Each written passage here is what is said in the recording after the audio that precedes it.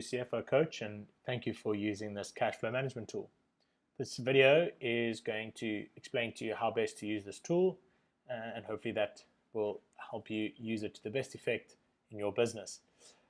The first thing you need to do when you open up this tool is you need to make your own copy. To do that, you go to File, Make a Copy. This little tab will come up. You can rename it anything you want, and then you push OK, and you will then have your own copy which no one else can see, and you can have access to all the different functions. So the aim of this document really is just to track cash flow in your business. So at any point in time, you know how much money you have and how much money you expect to bring in over a reporting framework, which for us for this tool is a month. So for instance, it's September now, so we want to track how much money we have right now on the 12th of September, as well as how much money we are going to bring in or spend from now until the end of September. And that can help you just manage your cash better and make sure that you do not run out of funds when it comes to month end or making big payments.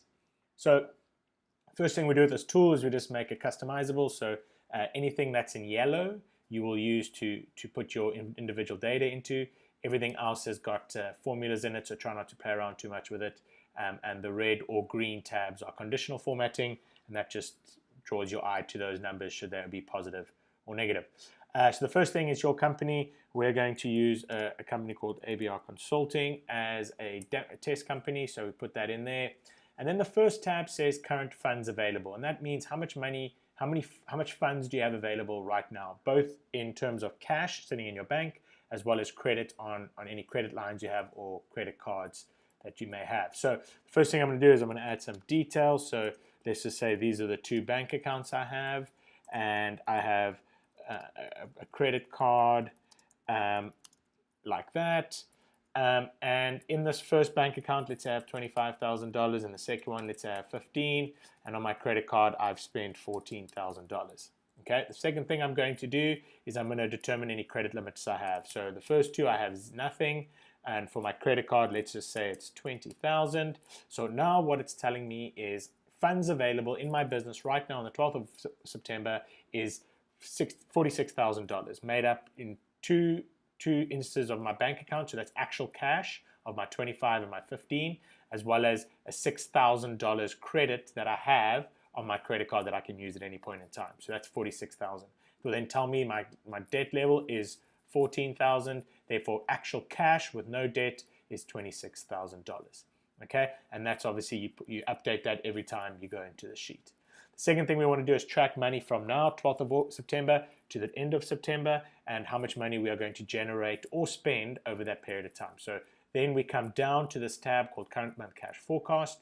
And the first thing, and it's a profit and loss statement, that's all it is. So the first thing I'm going to do is I'm going to add my income details. So let's just say these are my 2 sources of income, and these are a couple of expense items I have. I'm just doing this as an example, and there it is. So the first thing I want to do is set a budget. Budget will determine what I expect to make, what I expect to generate from these different line items, which will help me track where I am in order to give me a balance figure at the end. So let's just say, for instance, it's 25,000 for consulting, let's say 15,000 for bookkeeping, advertising, let's say it's 8,000. Make sure it's a negative, please, as your negative was tracking an expense. And so 20,000 for salaries, 2,000 for rent. So what I'm saying is I expect to generate $40,000 of income, and I expect to have $30,000 of expense, which $10,000 before tax profit for the month of September. The second thing I want to do is to know exactly where I am right now on the 12th of September. So I look into Stripe or QuickBooks or whatever you're using, and you can extract that information. So let's say, for instance, I'm at 15,000 on consulting, I'm at 10,000 for bookkeeping, I've spent $4,000 of my advertising budget, I haven't paid any salaries yet, and I paid the full amount in for my rent.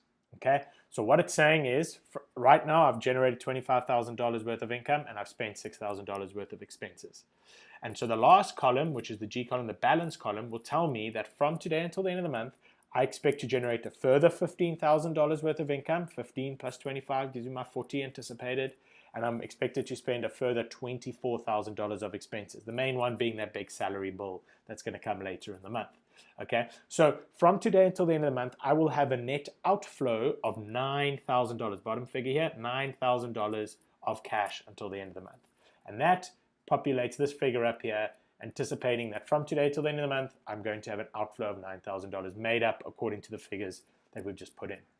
Second thing I can do is add some additional payments. Let's say I was making a quarterly tax payment of, let's say, $5,000 for instance. I can put that in there, and that will just factor in. That's a further expense that I'm going to have that's not actually detailed in my profit and loss statement.